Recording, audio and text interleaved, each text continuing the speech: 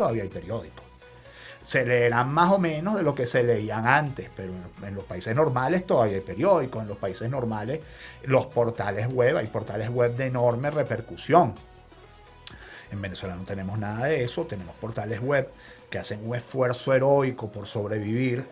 Tenemos periódicos que ya no existen y los que circulan están más de 200 medios cerrados, completamente autocensurados. La radio murió como medio de comunicación. La radio es un desierto. O sea, el Instituto Prensa y Sociedad encontró más de 70, lo que llaman ellos desiertos informativos, regiones, ciudades donde no hay ningún medio de comunicación, ni siquiera uno. Entonces, estamos hablando de una realidad absolutamente censurada.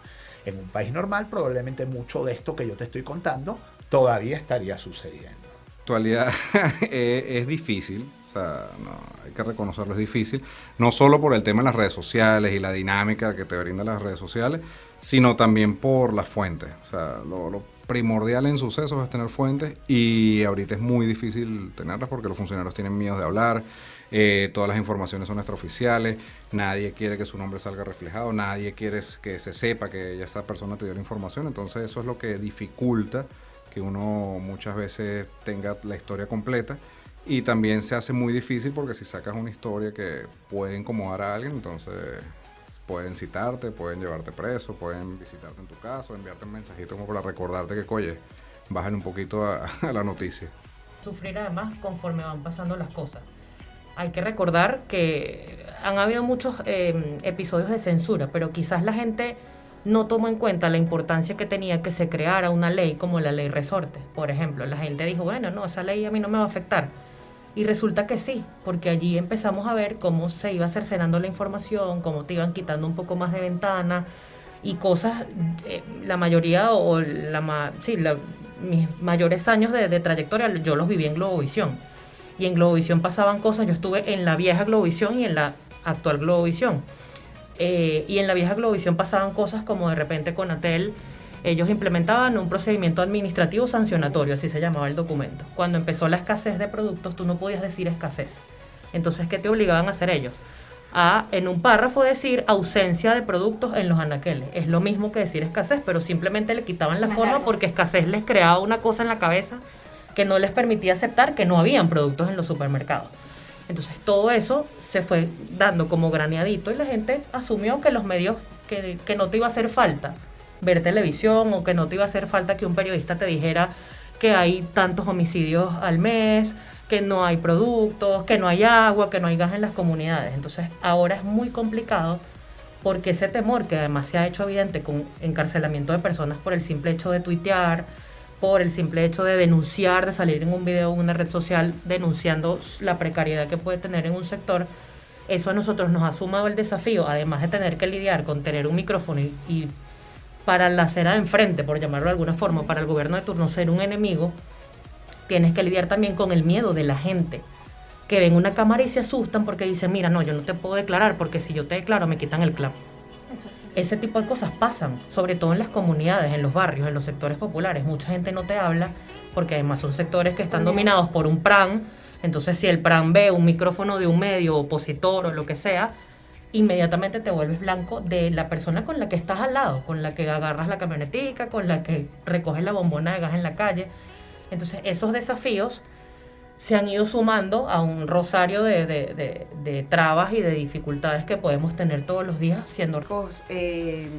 No mucho, la verdad, porque además el país cayó en un down informativo en este momento en el que estamos viviendo.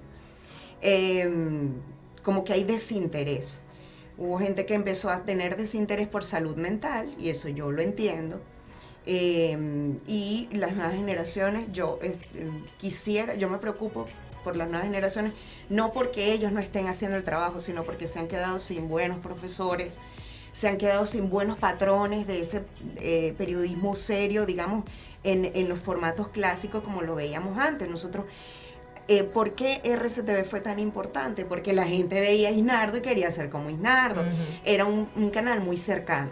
Quizá no era el que más facturaba en ese momento, pero era muy cercano a la gente. Entonces, mucha gente quería estudiar periodismo porque apasionaba la manera como ese medio de comunicación transmitía sus noticieros en cualquiera de sus 3 presentaciones en el día y más allá. Entonces ya esos patrones, digamos, que han cambiado. Ahora mutamos al área digital, gracias a Dios. Venezuela, nosotros venimos del futuro siempre, o sea, a nosotros ya no hay más nada que nos puedan quitar sino la vida, porque nos han quitado todo y hemos aprendido una nueva manera de narrar la noticia y de hacerlo. Entonces quizá no puedo... No todos los días, y lo compraba tempranito, y yo, pero el mediano completo. Pues se agotaba además. ¿Sabes cómo se hacían las estadísticas antes? A ver si tú te acuerdas, Vito. Nosotros teníamos un juego, como una especie de fantasy, que en ese momento lo bautizamos como Baseball Draft de Venezuela, BDB. Entonces actualizábamos semanalmente la información. ¿Cómo se actualizaba? En la librería americana, en Altamira, uno dejaba encargado el Baseball Weekly, que llegaban como 50. Entonces uno lo prepagaba, guárdame mi weekly ahí, uno lo pagaba todo el mes, dame que no me vaya a quitar mi weekly. Entonces, una vez a la semana, tú agarrabas el periódico y ahí te venía el resumen de lo que hicieron los peloteros la semana anterior. Total. Entonces así tú actualizabas tu fantasy y le podías mandar los reportes a los que se inscribían y todo eso. Así era que tú verías. Cuando uno viajaba a un sprint training, antes eran 28 equipos, hasta que aparecieron los dos últimos, acuerdo ya. Tampa Bay. Tampa y Florida. Y Miami, Marlins. Entonces antes eran 28 equipos. Y tú llegabas a cualquier estadio, hablabas con el jefe de prensa y mira, yo vengo acreditado, y te daban tu guía de medio. Tú tenías que comprar entonces una maleta para la guía de medio. Entonces, aquí en Venezuela, hace muchos años fue la gran guía para todos ustedes, ¿no? En cabina. Entonces, era la guía de medio de cada uno de los equipos. Existía el register de la Liga Nacional y de la Liga Americana. Correcto. Y existía el Green Book, que era el libro de récord. Entonces tú tenías todo ese bojote de cosas. Entonces yo, en mi primer matrimonio, una vez me pusieron como, bueno, tuvo los libros. Aquí no cabe tanto. Pusieron a elegir. Entonces eso eran montañas de guía que ya uno no lo usaba. Y después fue un impacto pero grandísimo, porque de un año a otro voy a un sprint training y la guía de medio, toma, me dieron un pendrive. Un pendrive. Obviamente las condiciones de visualización cambiaron drásticamente, pues, y esto era algo que venía andando con un tiempo atrás, pero que finalmente con las condiciones del COVID terminó de explotar en todo el mundo y de convertirse en el new normal.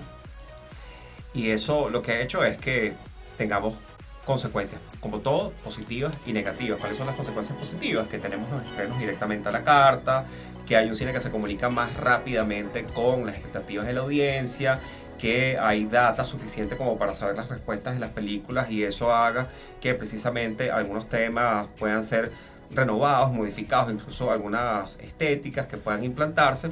Eso es súper positivo y ya vemos que tenemos unos contenedores muy fuertes en todo el mundo que se están imponiendo, ¿no? Entonces, bueno, eso por una parte es muy positivo porque tenemos la oportunidad en Venezuela, países muy aislados, muy afectados por todas las condiciones de la depresión, pero de estar actualizados con el quehacer del cine internacional, es decir, de buscar esa conexión con el afuera que nos hace tanta... Preguntabas antes, pero te lo comento ahorita también, han sido un respiro porque, las oportunidades en la televisión venezolana no son muchas y que eso no asfixia al medio me parece importante.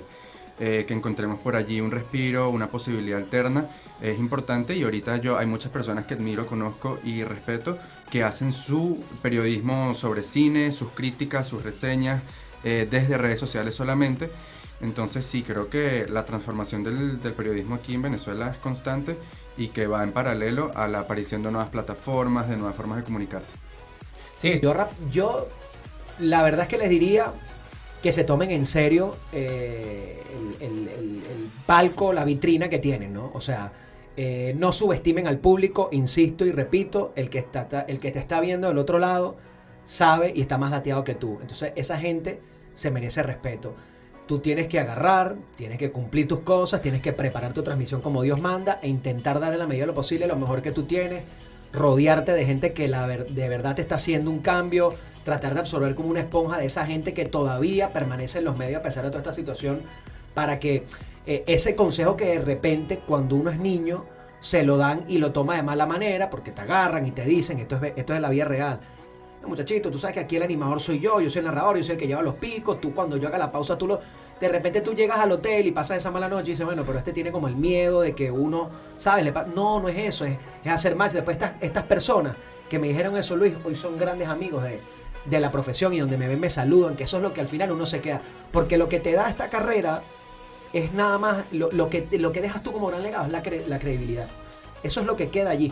Y que cuando Luis vaya por la calle y te para un vigilante, te para el que sea, vamos a hablar de pelota, no sé qué, y que lo reconozcan como una voz de verdad autorizada del béisbol, eso es lo que él queda, no unos followers, no algo en particular que haya pasado, los cuentos que nosotros vamos a... Entonces hay que tomarse en serio el periodismo deportivo, prepararse, cumplir las etapas que son y eso, intentar hacerlo lo mejor posible. Ahora que hay más medios, hay más oportunidades y te están dando esas oportunidades, saberlas aprovechar.